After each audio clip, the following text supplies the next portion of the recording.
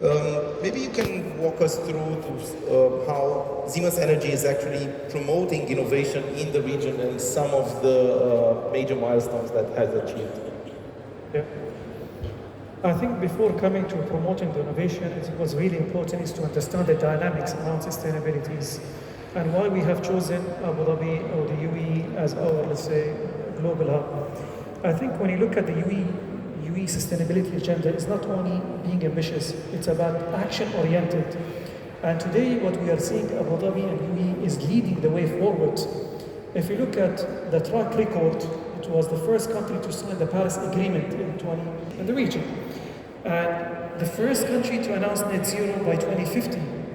More than 40 billion of renewables investments came into the UAE. Also, the UAE have announced more than 500 billion dirhams worth of investment in that. So all those facts are very important for us to make a decision where we will invest in terms of innovation, technology, and people.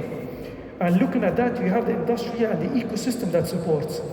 And therefore, we decided last year to establish one of our 4th Global Innovation Center based here in Abu Dhabi in partnership with ADGM and also Khalifa University. On top of that, we decided to place it at Khalifa University because if you want to invest in the future, you need to invest at universities in the academia and the future talents. Today, everyone is talking about technologies, investment, infrastructures, but the question is, do we have the right competence, capabilities to take the journey moving forward? This is the biggest question that we need to have in our mind. And also what's really important is having industry partners. You can have it, innovation center, but if you don't have the partnership and the industry, the question, how can you scale it up? Sometimes we misuse the word of innovation. Innovation and applied innovation, it's about solving a problem. So we need to look at the challenges the industry is going through and how we as innovation platform can solve those problems. How can we scale those solutions? So what I'm really proud of that today, we are seeing us as a strategic partner in the UAE, working hand in hand to solve the challenges that we are seeing in the energy transformation. We are also part of the journey, which is very important. We're working very close in partnership like DIWA, ADNOC, EWIC, TAQA, Masdar, and others. Today, this innovation center, it is home for the region and global. We look at certain, let's say, areas of development, such as AI, hydrogen, industrial processes, and also blockchain. We look forward to continue this partnership and also to develop solutions locally and scale it up globally. Maybe we continue the conversation because I like the angle of capacity building and empowering the next generation. Could you elaborate? You mentioned some of the initiatives like partnership with universities in terms of how do you actually support the next generation and building these capabilities within UAE? Yeah. I think it's very important that we look into this and we have built a number of strategic initiatives to support, to build future leaders in energy transitions. So definitely one thing which I must admit, we will not be able to do it on our own. So we need to work in a close partnership. So we have the apprentice programs where we take Emiratis and develop them into the transformation roadmap in our service center in Abu Dhabi. We also partner with Jusur to build on rotation programs between here and Germany. We're also looking at 3 years programs where we build competence around our portfolios, not only limited to the UAE, but also on a global scales. We're also looking forward to establish and build unique programs where organizations come together and start to rotate future leaders. What's really important for them, they get a broader perspectives. We see huge transformation in the economy. We see speed is becoming important, but also we need to take responsibilities and ownership to build on competence that will lead forward the transformation, the technology, and also the investments that is coming into the pipelines. Thank you so much. Discussing about these investments, which are increasingly becoming complex, requiring support and participation from different ecosystem stakeholders. How is Etihad Week working with both public and private sector stakeholders to advance the clean energy agenda? I think it's really key to work in partnership with the technology providers, with the experienced developers in order to get let's say, the best solution, the most optimized solution financially and technically. So in general, in Etihad, and in general UAE, we are an open market. Companies can come, innovate and compete to give us the best offering. And this is through the whole sector, renewable energy, conventional energy, desalination and all. So we are proud of our partnership with companies like Siemens. We were able to achieve a lot. In other projects, we partnered also with experienced developers. So example is Naqa project. Naqa project is a joint project between Etihad, Mubadala and Aqua Power from Saudi Arabia. We were able at that time to really have a deal and provide a very good offering for the country. So very low water production at low carbon footprint with very low cost. So we cannot achieve such thing without being open to partnership, without being open to new technologies that can help us to achieve our objectives. Thank you so much. Indeed, the investment size increasing, the risks are different, the uncertainties regarding, in some cases, the off-taking becomes a reality. What's the perspective of Siemens with regards to building partnership, especially in the area of new technologies where these uncertainties actually are increasing and you need to pull together actually collaboration between different parties? Yeah, I mean, as I mentioned, and I would like also to emphasize further, partnership is the backbone of our success. Without having the true partnership, we will not be able to succeed to accelerate the energy transitions and also the investments. What we have seen as a company like us, Siemens Energy, one of the world leading energy technology, sometimes you have the investment ready, but you don't have the policies to support you. Sometimes you have the policy ready for you, but you don't have the competence or the partnership that can also drive it forward. And I want to emphasize one thing where we are very much proud of our partnership in the country is today, if you look at the UAE companies, whether it's Taqa, whether it's Mazda and so on, those companies are becoming a global energy leaders, which makes our partnership not only on a local, but also on a global scales. And this is what is much needed. Today, we are working closely, whether it's Mazda or EWEC or Taqa, on international projects.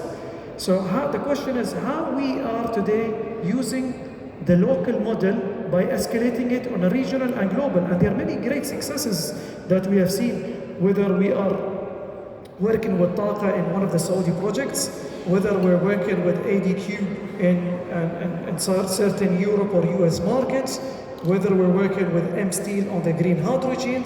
So again, I like the fact that this partnership is becoming two-way partnerships, scaling from local to global and also bringing technology, investments and expertise from global to local. And this is the best partnership that you can have as a real model. As I mentioned, partnership is a two ways. A lot of the organization think and believe partnership is a one-way thing.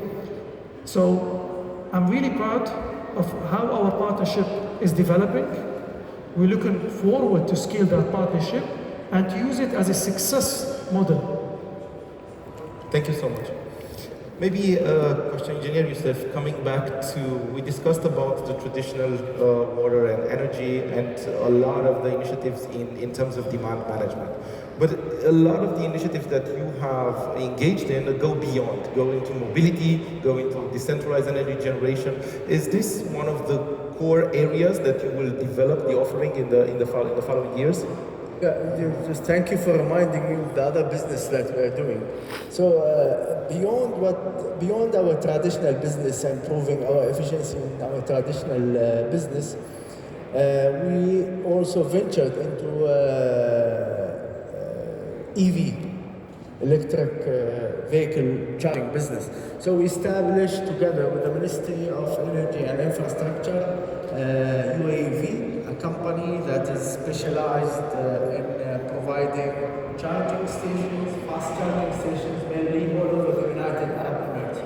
So today we have 100 chargers in the North Emirates. So if you go in a trip, summer trip to Dhabi or Fujairah or Ras Al Khaimah, all the highways, you have yourself covered and you have our chargers everywhere in the North Emirates. So this is an important business. We really believe electric cars will take a significant market share with the private use. Also at the governmental use, it's a clear target by government of the United Arab Emirates to achieve 100% EVs by the year 2035. So we need really to provide the infrastructure to enable this to happen. In line with the very ambitious NDC that has been provided, so it has been issued, so it's very ambitious. I'll invite you now to maybe leave the audience just with a few final closing remarks in terms of reflection points from the panel, considering this forward-looking topic. Yeah, so I'll leave you with these thoughts. The best way to predict the future is to create it. And I like what the UAE have done, let's say, over the course of years, scaling up partnerships, building the right infrastructure, setting up the standards, scaling up, hosting COP28. Most of, as I mentioned earlier, the local companies became a global players, setting up the sustainability targets. We're very much proud to be part of this journey, to support, to accelerate on a national and also on regional and global. With this, we look forward to continue these partnerships, and hopefully you will hear many success stories. Thank you very much. Engineer Youssef. Yeah, I think when it comes to sustainability, we have an ambitious target as a country. We are determined to achieve carbon neutrality by the year 2050. Many countries announce similar targets, different dates. Frankly speaking, we are clear about the target, but nobody knows how the target will be achieved. It's a learning journey. We need the support of everybody, investors, private sector, regulators, technology companies. Together, we'll define how we will achieve our sustainability target by the year 2050. We've done great so far, and I'm sure we'll be able to achieve the target. I'll personally take this takeaway together in terms of this sustainability journey. Thank you so much for sharing these valuable insights and perspectives. Ladies and gentlemen, thanking our distinguished speakers and giving them a well-rounded applause.